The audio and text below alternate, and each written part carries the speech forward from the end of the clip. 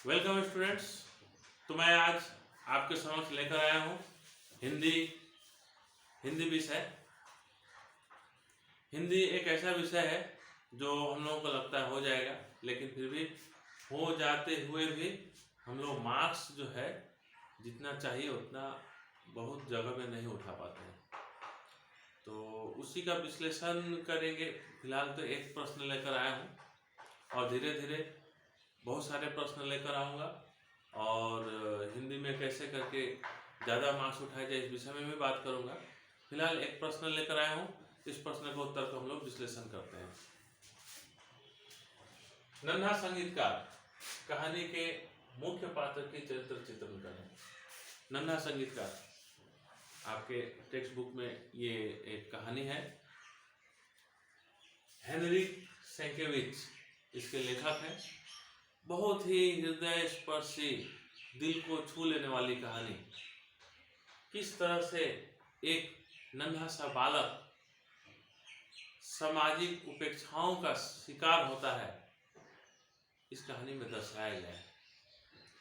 तो नन्हा संगीतकार जो है, जिसका इस कहानी में नाम है जेन, उसके ये कहानी का मुख्य पात्र वही है, नन्हा संगीतकार जेन।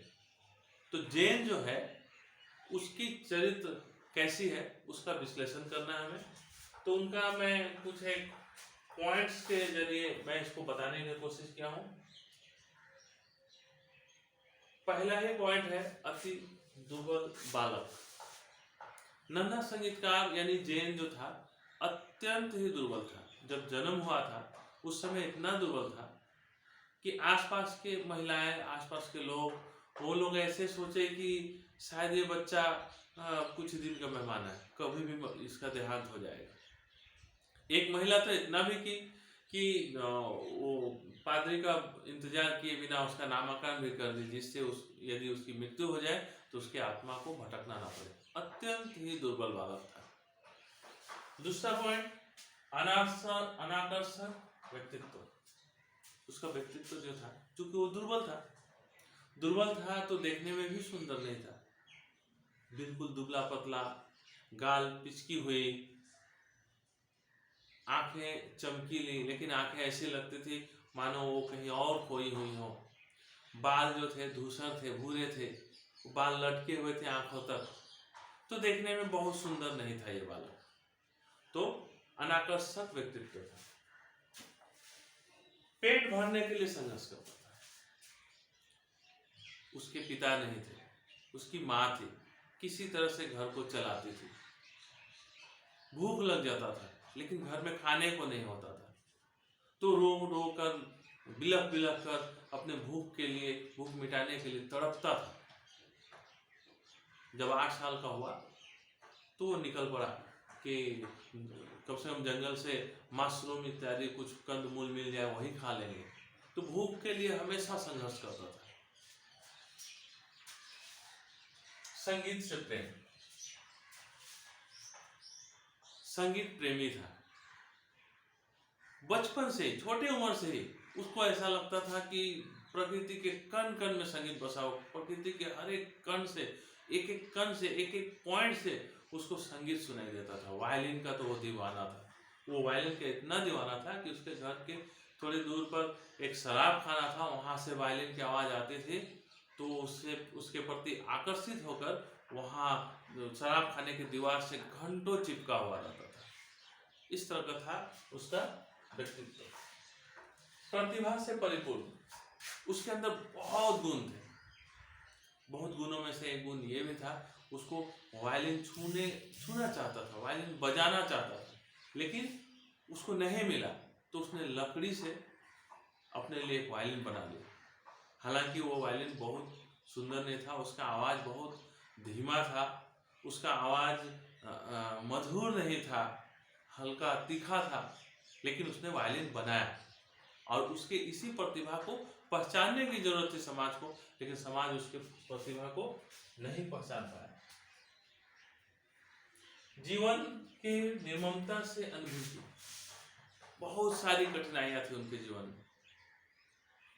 पेट भरने के लिए संघर्ष करना पड़ता था, लोग उसको अच्छे नज़र से नहीं देखते थे, लोग उसका मजाक उड़ाते थे, वो देखने में सुंदर नहीं होने के कारण से सभी से उपेक्षा का शिकार होता था। उसके संगीत को कोई नहीं पहचान पाता था, तो हर जगह उसको कठिनाइयों का सामना करना पड़ता था, लेकिन वो संगीत में मगन इस जटिलता से, इस कठिनाई से दूर था या अनभिज्ञ था, उपेक्षित।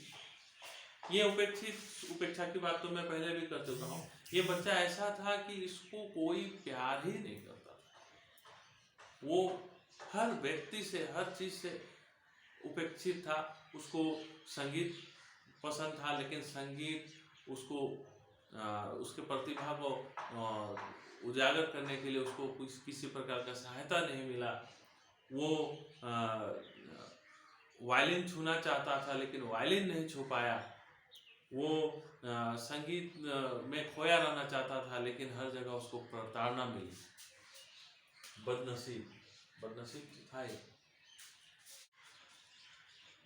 उसकी बदनसीबी ऐसी थी कि केवल वायलिन छूने और बजाने की चाहत ने उसे चोरी के जुर्म में फंसा दिया और उसको सजा दिया गया कोड़े मारने की, और वो कोड़े मारने के कारण से मारा गया। यदि समाज ने, वहाँ जो सिपाही थे जिसको चोरी के जुर्म में इसको फंसाया गया था, जो सिपाही थे, जज जो थे, वो यदि इसकी भावनाओं को समझते, इसकी प्रतिभा को समझते और उसको कोड़े नहीं मारते, तो शायद उसकी जान नहीं जाती। इस तरह से ये बच्चा पूरी तरह से उपेक्षाओं का शिकार होकर इस दुनिया से इसको विदा लेना पड़ता है। यही इस कहानी की मार्मिकता है, और हम आशा करते हैं कि ये कहानी का जो मुख्य पात्र है, इसके जो चरित्र है, चरित्र को समझने के बाद, इस कहानी को पढ़ने के बाद कम से कम लोगों में ये भावनाएं जगेगी कि आने वाले दिनों में किसी भी बच्चे की जो प्रतिभा है, किसी बच्चे की चाहत है, उसकी मन की भावना है, समाज के लोग उसको समझने की कोशिश करेंगे। बहुत बहुत धन्यवाद। आशा करते हैं कि आपको ये आज का जो ये प्रश्न का उत्तर है, ये हिंदी सब्जेक्ट, ये आपको समझ में आया होगा। और यदि समझ में आया हो, अच्छा लग रहा हो मेरा ये क्लासेस, तो आप लोग मेरे वीडियो को शेयर करें, लोगों तक पहुंचाएं, दूसरे विद्यार्थी तक पहुंचाएं, कमेंट करें। किसी प्रकार की परेशानी हो तो अवश्य पूछें। बहुत बहुत धन्यवाद।